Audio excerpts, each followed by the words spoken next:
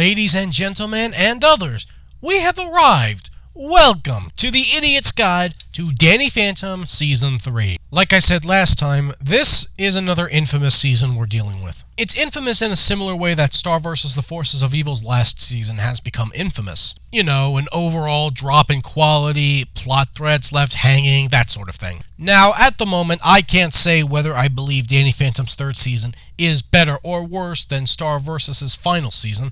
I've personally not seen some of these episodes in years, so I'm essentially going into this with fresh eyes. With that said, however, I can regale some tales from my youth when this final season was airing. For example, Urban Jungle still sticks out in my mind.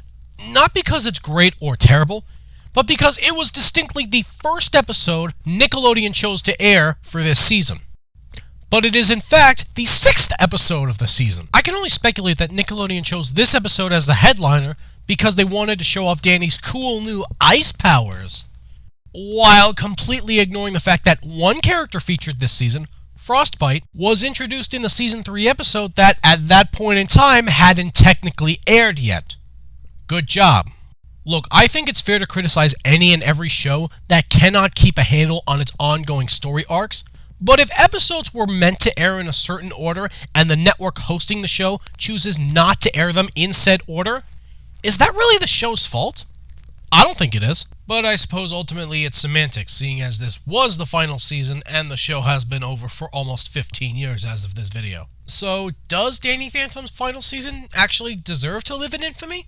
Or is it a total diamond in the rough, a herald of perfection that's just been lost to cynicism? The answer's probably somewhere in the middle. Let's get started. No sign of ecto material anywhere. Guess that Fenton kid was wrong. And you immediately lost me. How'd you do that? Yeah, so the long and short of this episode is Danny and Vlad basically get into a pissing match with each other, and it escalates to the point where Vlad decides to run for mayor of Amity Park, and he wins. In a landslide. I don't get the wrong idea, he totally cheats, but no one gets to call him out on it because no one has no idea what the hell's going on. And of course, Vlad behaves like every other politician of all time. Makes changes that nobody likes. And it all ends when Danny manages to fake getting shot by Vlad to blackmail him into changing everything back. By popular decree, I hereby rescind all previous anti-ghost restrictions.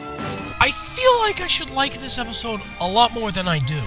I don't hate it, it's fine, but with a premise like this, you'd think I'd get a lot more enjoyment out of it. I think it's because, on a grander scale, this doesn't feel like Vlad. For crying out loud, this is the same dude that released the fucking Ghost King from his sarcophagus of forever sleep. This feels like a step down in a way. I suppose it's mitigated a bit by the fact that this is not a one-and-done thing. No, Vlad remains mayor for the remainder of the series, and it's a prominent feature for a lot of the upcoming episodes this season. I guess I just thought that Vlad would want to aim higher, like, oh, I don't know, President of the United States? He is a literal billionaire after all. I guess it goes to show just how petty Vlad truly is. I think my favorite part is the scene where Danny actually tries to apologize to Vlad in a half-hearted effort to get him to back off, and Vlad then tells him off, and the thing is, he's not wrong! All the bullshit here started because Danny played that initial prank at the beginning of the episode, and Vlad rightfully tells Danny, You had this coming! But no, he's got a point. So yeah, all in all, not a bad episode to start things off, just a weird one for me.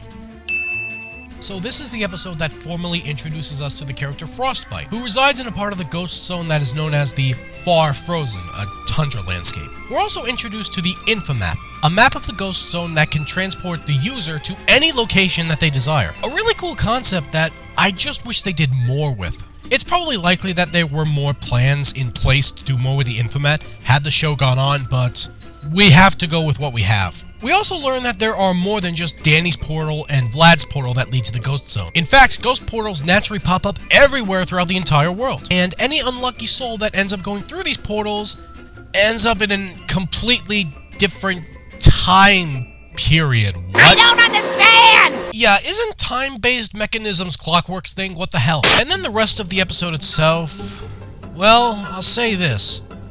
Why did they have to include Vlad? Yeah, I never thought I'd actually say this, but I think Vlad's presence in this episode actually brings it down a bit. And it's weird because stealing the map and using it for his own benefit is totally something I would expect Vlad to do. But I'm really just not feeling him in this episode. That's the thing about this episode in a nutshell. It's not a bad one, but I can't get past the fact that they're including time travel mechanics when you already have a ghost that specializes in time. For fuck's sake, Clockwork is referred to as the master of all time, so what the hell is this bullshit? I mean, I did laugh a little when they almost burned Sam at the Salem witch trials because they thought she was a witch. And the end scene was pretty damn funny too. So, not to spoil too much, the map returns Vlad to the Far Frozen at the end, and Frostbite and his group end up freezing Vlad half to death. And it is glorious! So, why did the map return Vlad to the Far Frozen on its own? Though it can lead you where you wish to go, it sometimes takes users where it feels they need to go. So, basically plot armor. There's also some decent foreshadowing for Danny's impending ice powers. Will he ever return? Indeed he will. He has more in common with us than he realizes. And of course, the most important development out of anything to come from this series. Vlad finally got a cat! Good for him, that fucking hypocrite. And he named her Maddie too, because that totally isn't creepy at all. Seriously, Vlad. Please seek some counseling. So, through a combination of hijinks and bullshit, Spectra, Kitty, and Ember team up to eliminate all of the boys from Amity Park. Yeah, because that's exactly what I wanted to see more out of the show. Sexism! The only two men to be spared from this fate are Danny and Jack, and that's because they're on a faraway fishing trip. You know what? Good for them. They deserve some bonding time. I'm not sure what it is about this episode, but there's a shocking lack of substance to it. Once all the men, save for Danny and Jack, are erased, the rest of the episode is just the girls of Amity Park relishing in the lack of boys, or Danny trying to fight Skulker in the fishing lot. Oh, and by the way, Skulker is apparently dating Ember now, so that's a thing. So this is the one episode where we really get to see Jazz, Sam, and Maddie working together as ghost hunters. And you know what? It's kind of nice. For as much as Secret Weapons showed that Jazz isn't really up to the task, it's nice that she's still trying, and I wish we had gotten more of this before the series had ended. I also do like the little bits of bonding we get between Danny and Jack. It's not much, but it's all nice. Oh, there's also a new Ember song in this episode. It's not as good as Remember, but it's not terrible. We got the looks that you're all after. We got the moves that make you cry. Also, Jazz is musically tone deaf, and that's adorable to me. I do have to say though, for as middle of the road as this episode feels, I didn't feel like it was missing Danny. He contributes next to nothing to the A-plot, but you don't feel like his presence is necessary. So yeah, I think this proves that Jazz, Maddie, and Sam can carry an A-plot by themselves without Danny. So that's good. I just wish this episode was better. Also, the plan the girls enact in order to set things right involves Sam having to dress up like a guy, and why does she pull it off so well? Is it me? It's gotta be me, right? Oh, come on. This is because I wear boots, right? Well, to be fair, Star Butterfly also wears boots, but, I had a point to this, didn't I? I also do like the fight scene at the end of the episode between the girls and the girl ghosts. And I think that, combined with the previous things I mentioned, make this episode perfectly okay. Just unremarkable. Wow. Frightened now? No. Can't believe you have a girlfriend. Now that just plain hurts. Somebody call the wambulance! So, a weather-controlling ghost gets involved in this episode when Vlad seeks to end Amity Park's recent drought. Shenanigans ensue, and then Danny ends up absorbing some of Vortex's ghost powers. Yeah, Vortex is this ghost's name. So then Sam and Tucker have to scramble to undo this, while Vlad gets the honor of babysitting Danny. And because Danny's new powers are founded on his emotions, Vlad better not piss him off, lest he get fucked over. Congratulations, you played yourself. Actually, it's this episode that really made me realize a big problem with this season. They used Vlad way too much. I get that they've basically given him a season-long arc, but one of Danny Phantom's greatest strengths is its ensemble cast. It's got a wide, versatile cast of ghost villains that it can use for any given episode. But remember, Vlad is mayor now, essentially the head honcho of Amity Park. Essentially, he has to appear in basically every episode this season, even if it's just a cameo. But as a result of this, the show basically oversaturated us with Vlad. It also doesn't help that the quality of Vlad's villainy has taken a bit of a nosedive since the middle of last season. Like I said, he peaked when he let the fucking Ghost King out of his fucking sarcophagus. This is one of those episodes where I like the smaller touches, the little details, more than the whole picture itself. The parts where Danny was using his newfound weather powers to fuck with Vlad was incredibly cathartic and funny.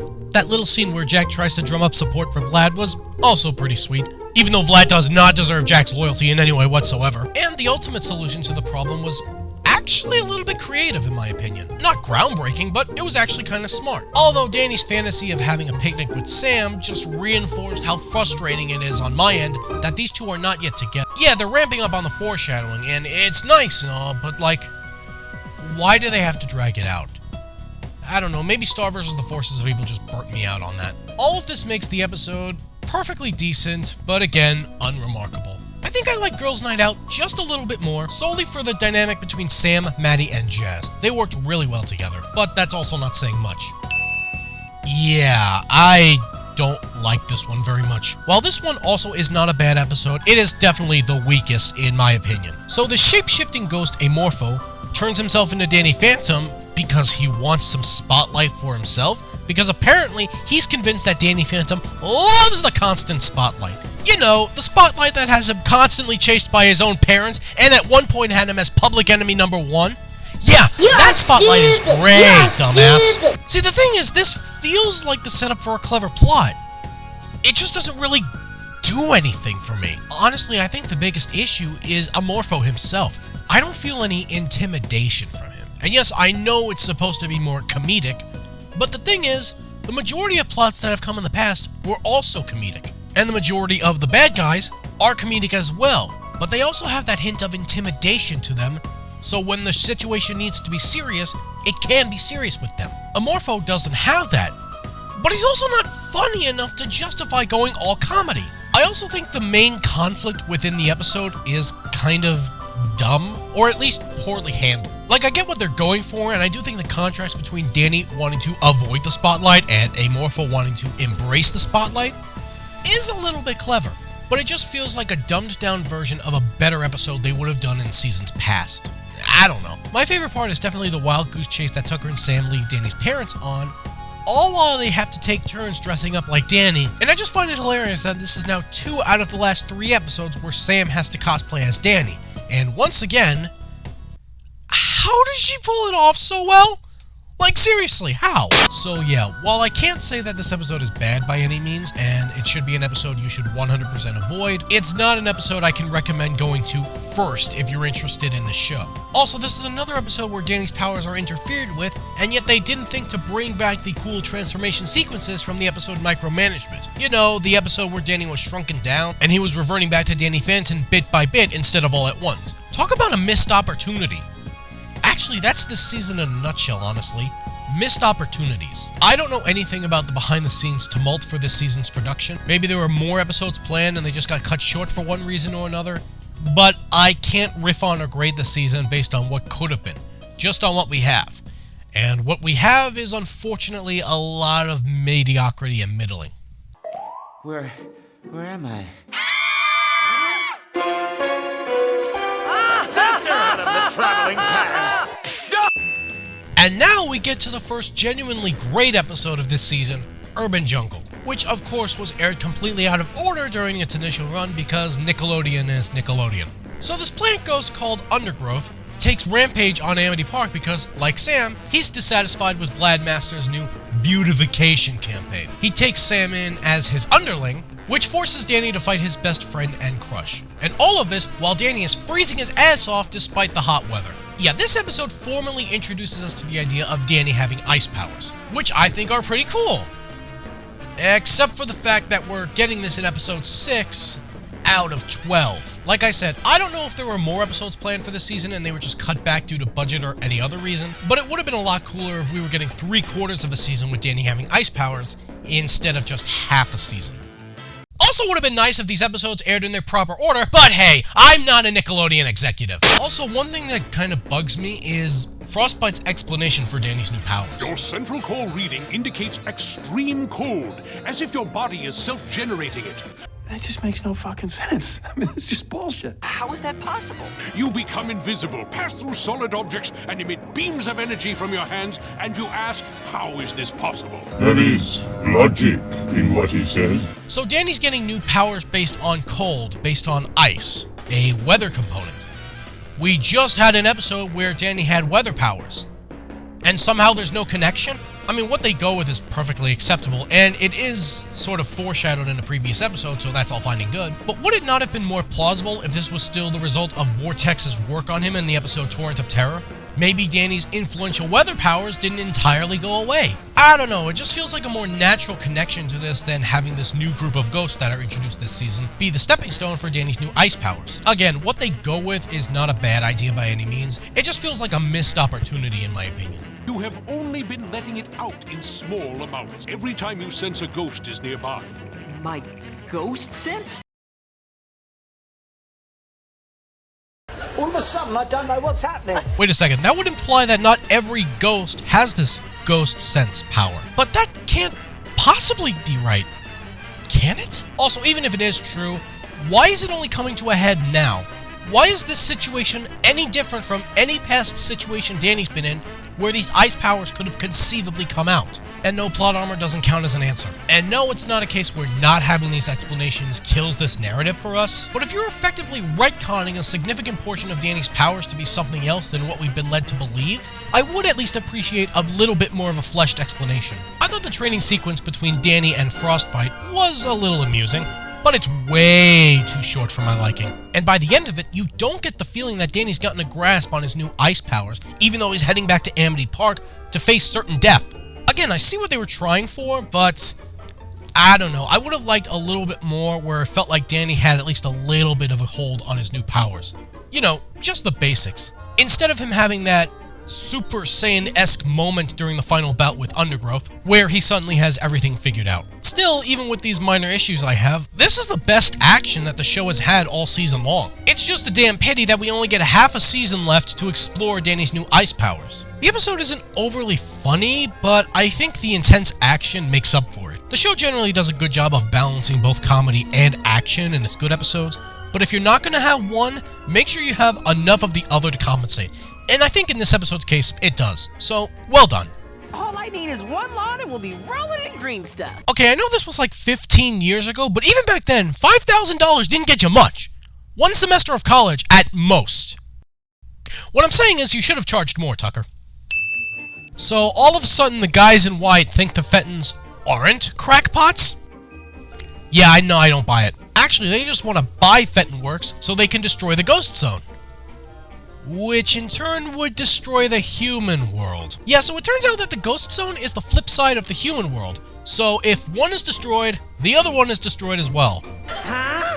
I'm not entirely sure how that makes sense, but let's go with it. It's that classic trope where our main character gets a buttload of money and then ends up losing himself in the process because he gets consumed by the riches. I guess it's a perfectly competent telling of this story. It doesn't blow me away, but it doesn't offend me either. Although Danny was a bit too much of a dick towards Sam and Tucker for my liking, and he really does not give them the proper kudos that they deserve at the end of the episode, since they basically carry the weight of the plot of this episode. I will say, I think this is the best appearance that the guys in white have had so far, but that's not really saying much. Also, I love the fact that apparently the guys in white are so profitable, they can afford to pay the Fettons $1 quintillion just for a stupid ghost lab. This is the best kind of stupid when it comes to shows like this. Of course, there are a few things that don't make sense in story, as compared to the already convoluted story this show has. For one, why are they moved to a mansion that is conveniently located next to Vlad Masters' mansion? I don't recall there ever being a mansion next to Vlad's mansion. Why is Vlad back at his mansion at all? Wasn't it destroyed in the episode Eye for an Eye? How did neither Jack or Maddie notice that their ghost portal building machine has "for novelty use only" written on it? Why does Vlad have 2 ghost portals in his mansion? Or did he just relocate the one he already had from Secret Weapons? Mind you, that would raise the question of how the fuck you do that, but then again, it just raises too many questions. If there's one thing in this episode that I really like, it's the plan that Danny utilizes at the end of the episode to stop the guys in white from blowing up the Ghost Zone. I don't really think it's anything creative or inventive, but it's pretty dang amusing how it plays out. And the punchline is pretty damn good. But honestly, that's about it in terms of genuine praise I can give the episode. Also, this is an episode about Danny getting filthy rich. You would think that Sam already being filthy rich would be referenced more, but it's not. It gets one line in the entire episode. The scene where Danny basically disowns his friends in favor of his robot lookalike friends. Oh yeah, Danny gets a pair of robot lookalike friends in this episode, and to be fair, they're the best part of the entire thing. But that's only on the basis of everything else in this episode being kind of stupid. Do not despair, Danny. You still have us. You had this coming! If this isn't irony, I don't know what is. But this episode, featuring the show's lamest villain, is one of the better ones of Season 3. And no, I am not kidding. Much as I don't care for the Box Ghost, it is kind of nice that the show went out of its way to give it a little bit of justice. And all he needs is a little bit of mischief from Pandora's Box, which actually makes him legitimately threatening for a change. And all of this because he is literally so pathetic, he's not even worth a capture bounty. Talk about harsh, am I right? It's funny to me that this is the episode where the stakes feel a little bit higher than normal, due to the nature of Pandora's Box and the various ways that the Box Ghost shows off its power. This episode, starring the fucking Box Ghost.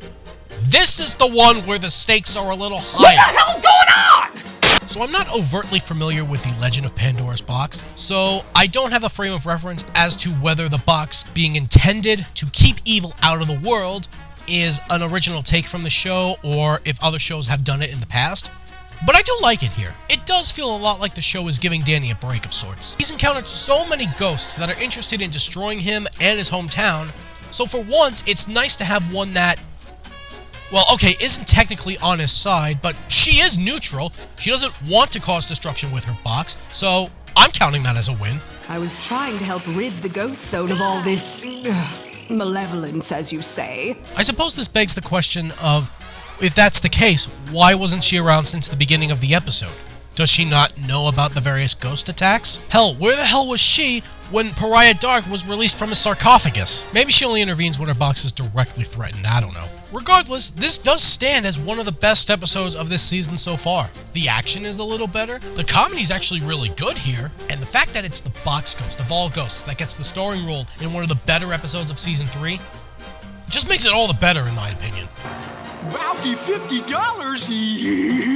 I love how his motivations for stealing the box in the first place was to become more feared and get a higher bounty. And at the end of the day, his bounty isn't even high enough for a single Xbox One game. That's just sad. I gotta say, I think Nocturne is one of my favorite ghosts that have been introduced throughout the series. He has a really cool design. I love his mannerisms. He comes off as incredibly intimidating. Like, this is a ghost that has his shit together. So Nocturne is the ghost of dreams, and he gains power by sucking the energy out of people's dreams. Maybe it's not the most original thing in the world, but I like how it's done here. Hell, the beginning of the episode makes it clear he is a force to be reckoned with, as everyone is basically already under his control. Besides the ultimate enemy, it's a different kind of opening to a Danny Phantom episode, but I love it. So Nocturne utilized these special helmets to keep everyone in a deep sleep, but people can be awakened from this deep sleep if they have a shock in their dreams or something. Seriously, I'm your janitor? It's a silly solution, but I like how the episode kind of rolls with it and basically acknowledges that it is a silly solution. At the end of the episode, there are two camps, the camp of Tucker and Jazz and the camp of Sam and Danny. Both have their own individual action scenes, and I gotta say, both are great. It's fast-paced, it's constantly moving, there are no lame moments that some action scenes this season have had. It just keeps going, and it's great. This episode also firmly establishes that yes, Danny can take someone with him when he overshadows someone. You sure you want to do this? I've never overshadowed anyone with a partner before. Can you make room for me? Get the room! See, Danny is technically right here. The last time we saw Danny sharing someone's body with someone else was the episode What You Want. And that really wasn't by choice, was it? This episode and the last few episodes, honestly, have also been building up Danny and Sam's relationship more and more. It's getting obvious at this point that the two of them are going to get together by the end of the series, and while I personally wish that shows would stop using this trope of waiting until the end to hook characters up together, I will say it's not quite as frustrating here as it was with Star vs. the Forces of Evil. Despite the fact that I like Star and Marco as a couple a lot more than I like Danny and Sam as a couple. I think it's because it's not explicit here. or at least not as explicit as it was in Star Vs. The build-up is a lot more subtle. It lets the stories stand on their own legs without leaning on the romance as a crutch. While Star had multiple episodes focusing on multiple relationships between the characters, and in one way or another, all of them were fucked up somehow. And no, I still don't understand how the hell that's even possible. I don't even remember what my dream was about. Me neither. You liar! Congratulations, everybody! It's been exactly 1 year since the episode Reality Trip. In-universe, I mean. If this episode is anything to go by. So yeah, I forgot to mention that Reality Trip took place at the start of summer vacation, and apparently this episode is also taking place during summer vacation, which would mean chronologically the last 9 episodes have taken place over an entire calendar year. Great continuity! And even if we ignore all of that, just the setup alone for this episode raises lots of questions. How did this camping trip come to be? Why would these stressed out, hyperactive teenagers want to hang out even longer with each other? Why are Mr. Lancer and the gym teacher, Miss Teslaff, the camp counselors, did they agree to do this? Was it forced upon them? Don't they have families, or at least personal lives, that they would like to attend to over the summer? Literally nothing about this setup makes a lick of sense whatsoever. Thankfully, the meat of the story does not actually focus on the summer camp aspect. Actually, the story's main focus is Wolf! Remember? Wolf? From the Season 1 episode Public Enemies? Yeah, so Wolf escaped from Walker's prison again, but in doing so, he accidentally left open a ghost portal, which means a lot of Walker's prisoners have also escaped. Good job there. So now Danny, Sam, Tucker, and Wolf have to figure out how to close the portal, round up all the prisoners, and deal with Walker, who's hellbent on revenge against Danny, despite the fact that Walker's most recent plan against him to make him public enemy number 1 was successful.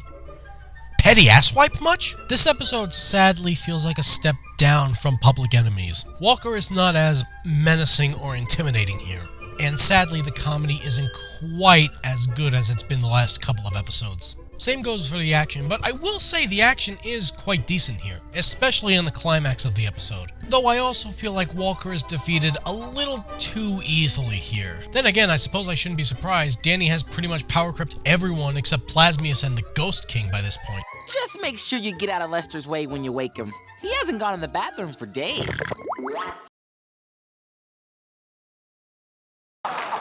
Okay, that's it. I quit. Once and for all, really. Good night. We did not need to know this show. We did not need to know this. So overall, this is yet another decent but ultimately unremarkable episode. I'm sensing a pattern here, but I do really like the end scene between Danny and Sam. It's very peaceful. We have our own soundtrack. It's perfect. This, however, I'm going to call out as lame. Come on, Danny, if you're gonna do that traditional yawn and stretch your arm around her shoulder bit, at least commit all the way, dude. Poser. The other thing I really enjoyed in this episode was the interactions between Wolf and Danny, Sam, and Tucker. It's unfortunate that this is his last proper appearance, because Wolf is one of those characters that I would have really loved to see more often throughout the series.